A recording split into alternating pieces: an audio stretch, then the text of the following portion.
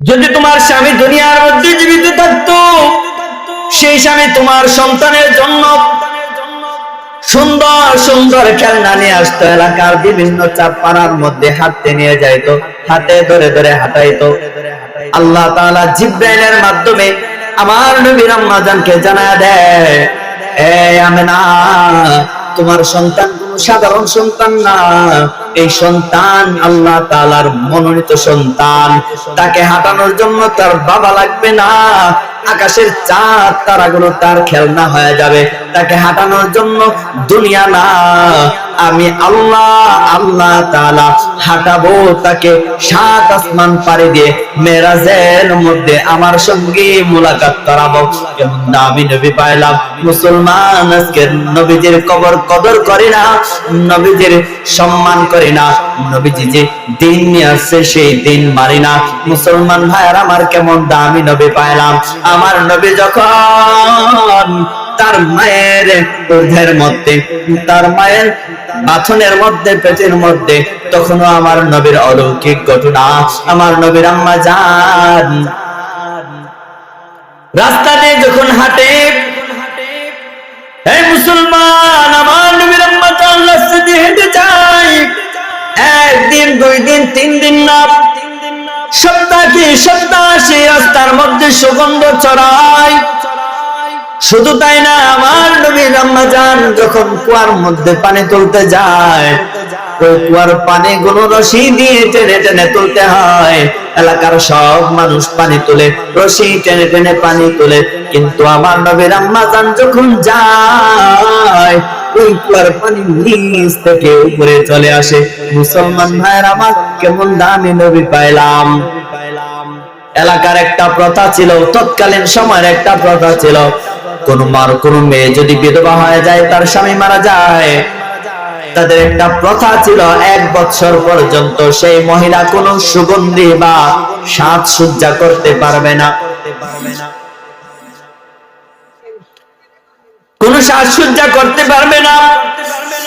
কিন্তু আমার নবীর আম্মা জান আমিনা এত একটা সুঘ্রাণ নিয়ে ঘুরে, এলাকার মানুষ আব্দুল মুত্তালিবের কাছে বলে, হে আব্দুল মুত্তালিব, তোমার সন্তান আব্দুল্লাহর স্ত্রী আমেনা কি শুরু করে দিয়েছে, তার স্বামী মারা গেছে, তবু সে পারফিউম ব্যবহার বন্ধ করে নাই, পারফিউম শুরু করে দিয়েছে।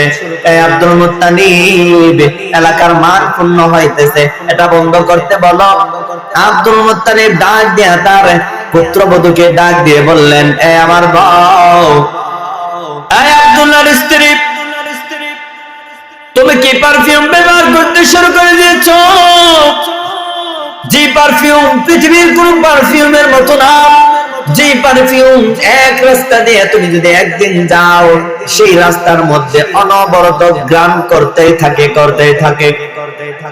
আমেনাকে ডাক দিয়ে বলার পর আমেনা বললেন, আব্বা জান, না না, সেটা কোনো পারফিউম না, সেটা হলো আপনার সন্তানের, যে আপনার নাতি আমার পেটের মধ্যে আসছে, সেই নাতির বরকত,